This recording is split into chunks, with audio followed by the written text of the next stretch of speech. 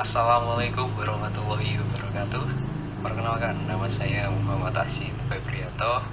Hari ini saya akan mempresentasikan hasil skripsi saya yang berjudul Sistem Kecerdasan Buatan untuk Menentukan Harga Sewa Kamar Kos Menggunakan Fasi Sukamoto. Oke, pendahuluan. Usaha rumah kos itu merupakan bisnis yang sangat potensial ya, dan bisa menjadi sebuah investasi jangka panjang. Dan karena itulah banyak sekali yang mendorong usaha ini semakin berkembang itu karena banyaknya yang membutuhkan, seperti pekerja yang merantau, pasti mereka jauh dari kampung. Ketika kerja di luar kota, mereka pasti akan mencari kos-kosan juga untuk tempat tinggal sementara. Apalagi juga lulusan SMA yang hendak kuliah, tentu kebanyakan kan kampus berada di kota ya, jadi mereka pasti butuh rumah kos untuk tempat tinggal sementaranya. Sehingga berdasarkan hal tersebut membuat usaha rumah kos ini sangat potensial karena banyak sekali yang membutuhkan. Namun ada beberapa permasalahan yang terjadi ya. Semakin potensialnya bisnis tersebut, ada beberapa permasalahan seperti banyak sekali saat ini usaha rumah kos itu tidak begitu bijak ya dalam menentukan sebuah harga. Ada yang membuat harga itu per bulan itu sangat mahal, sehingga membuat banyak penyewa itu enggan untuk menyewa. Ada yang memberikan harga terlalu murah, justru membuat si pemilik usaha rumah kos tersebut tidak mendapatkan untung yang maksimal. Sehingga maka berdasarkan permasalahan tersebut, kita akan membuatkan sebuah aplikasi yang dapat digunakan untuk menentukan harga sewa kamar kos secara tepat menggunakan Fasi Sukamoto. Kenapa saya menggunakan metode ini? Selain mudah dipahami, konsep dari Fasi Sukamoto itu sederhana dan sangat mudah digunakan. Selain itu juga banyak sekali peneliti yang memecahkan suatu permasalahan seperti menentukan harga ataupun memprediksi suatu barang.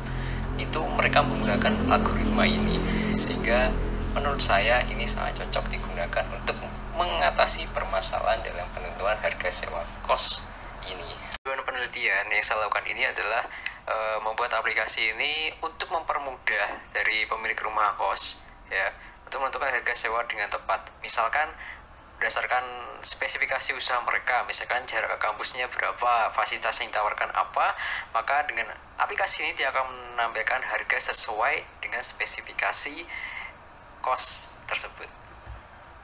Ini adalah variabel Fasi yang saya gunakan dalam penentuan harga sewa kamar kos ini. Yang pertama ada jarak ke kampus, luas kamar, dan juga fasilitas. Dan masing-masing variabel itu memiliki himpunannya masing-masing dan nilai intervalnya, skalanya.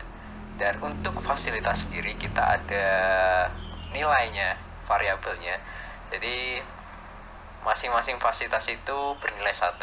Jadi kalau misalkan fasilitas 1 kasur saja, berarti nilainya 1. Kalau misalkan ternyata fasilitasnya ada kasur, lemari, kipas angin, meja, ternyata ada 4, jadi skala nilainya itu 4 ya, seperti itu. Dan ini adalah rule yang kita gunakan dalam penentuan outputnya. Jadi aturan yang kita buat semuanya itu totalnya ada sekitar 18 rule. Seperti ini penampakannya. Konteks diagram aplikasi yang saya buat. Jadi di sini berisi informasi hubungan antara user dengan sistem. Di sini ada 3 user ya, ada penyewa, pemilik kos, dan juga admin kos. Nah, di sini yang paling banyak bekerja menginputkan itu adalah admin kosnya. Jadi dia menginputkan data yang digunakan untuk pemrosesan seperti data penyewa, data rule, dan juga data kriteria kamar kosnya. Setelah itu dari sistem diproses akan menampilkan output informasi data penyewa kos dan biaya yang ditujukan kepada pemilik kos dan juga penyewanya. Selanjutnya ada data flow diagram, itu berisi alur kerja sistem dalam pemrosesan datanya. Jadi di sini yang berhak mengakses itu adalah admin dan juga pemilik kosnya. Setelah itu login berhasil, admin kos itu sebelum memproses perhitungan harganya dia harus menginputkan dulu data penyewa dan juga data rule-nya. Setelah data penyewa dan data rule berhasil diinputkan, itu nanti ketika admin kos mau menghitung harganya, itu nanti akan memanggil data rule dengan penyewanya. Setelah keluar harga, maka data tersebut masuk ke database hasil, lalu akan digunakan dalam pemrosesan pembuatan laporan dan juga untuk pemilik kos dan juga penyewanya. Selanjutnya ini adalah Entity Relationship Diagram atau ERD, di mana diagram ini menggambarkan hubungan antara basis data. Di sini digambarkan data user mencatat data penyewa dan juga variasi penyewa, dan dari data tersebut nanti akan diproses dan akan tampil di database hasil. Di sini saya melakukan proses pengujian dengan menggunakan dua metode, yaitu adalah black box testing dan juga white box testing. Ini adalah proses pengujian yang berkaitan dengan user interface programnya. Jadi apakah usernya itu dapat membantu user dalam menggunakan, atau mungkin dapat bekerja atau tidak. Misalkan kita menguji input data user ya, jadi harapannya kan dapat tersimpan dengan baik di database. Ternyata data tersebut berhasil tersimpan sehingga sesuai dengan keinginan dari usernya. Dan berikut juga ini beberapa aktivitas pengujian lain yang sudah saya lakukan berdasarkan dengan program yang sudah saya buat, dan semuanya berhasil berjalan dengan baik. White box testing, jadi dia itu menguji coba apakah source code yang sudah kita buat itu dapat bekerja dengan baik atau tidak, atau justru terjadi error. Di sini juga white box testing nanti kita akan menguji coba apakah hasil dari perhitungan manual dan sistem itu sama atau tidak. Misalkan kita akan menguji coba di dalam flowchart ini adalah from hitung sewa. Di dalam flowchart tersebut dijelaskan kalau dia sukses menginputkan data kriterianya, variabel fasi yang digunakan untuk pemrosesan harga akan menampilkan output hasil perhitungan. Namun kalau tidak akan menjadi kesalahan. Di sini saya sudah terdapat data sampel yang saya kerjakan dan saya bandingkan dengan manual dan juga program. Di sini data sampelnya untuk jarak kampusnya itu 500, luas kamarnya 12, kapasitas 2, dan ketemunya ternyata 270. Kalau dibuat dalam satuan rupiah itu nanti 270.000. Oke, kita akan coba dalam proses pasif. Dalam penentuan harga menggunakan fasi Tsukamoto kan yang pertama prosesnya adalah falsifikasi ya, dengan mencari nilai tingkat keanggotaan. Misalkan di sini saya contohkan jarak ke kampusnya dekat tadi kan 500. Nah, 2000 kan nilai paling tinggi, 100 itu paling rendah. Karena 500 tadi nilai X kita adalah 500, maka 2000 dikurangi 500 dapat 1500. Dengan rumus tersebut maka didapatkan nilai derajat keanggotaan dari jarak ke kampus dekat adalah 0,78.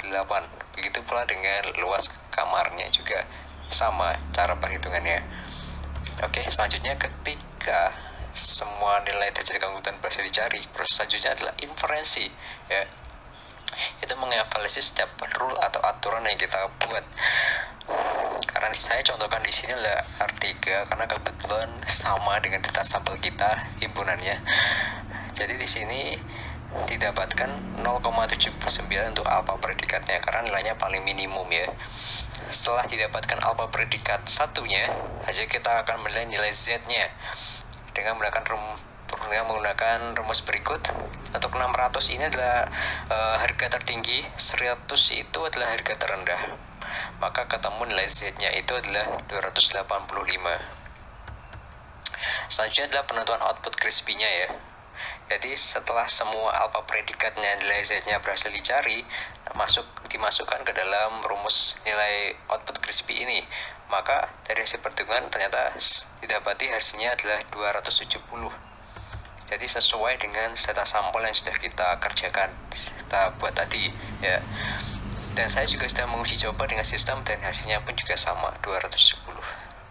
Tapi di sini saya rubah ke bentuk ribuan dan didapatkan adalah 270.000. Untuk aplikasi saya buat ini menggunakan bahasa pemrograman Java. Untuk variabelnya di sini saya deklarasikan sendiri-sendiri ya. Oke, kita masuk ke jarak. Saya contohkan ini untuk yang variabel jaraknya ke kampus. Di sini untuk titik 100 ini sama dengan titik terendahnya, kurva terendahnya, sedangkan untuk titik 3 ini 2000 ini adalah titik tertingginya.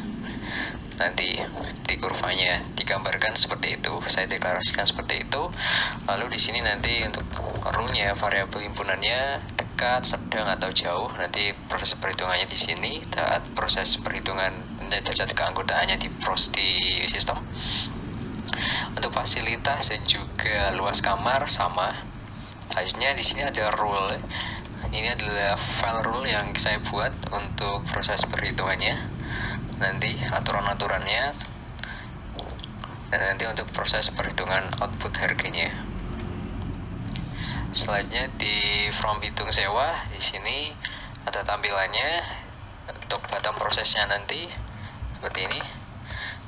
Jadi inputan dari jarak, luas, dan fasilitas nanti akan diproses di sini ya, dengan memanggil rule tadi, lalu nanti hasilnya akan tampil di sini dan bentuk rupiah.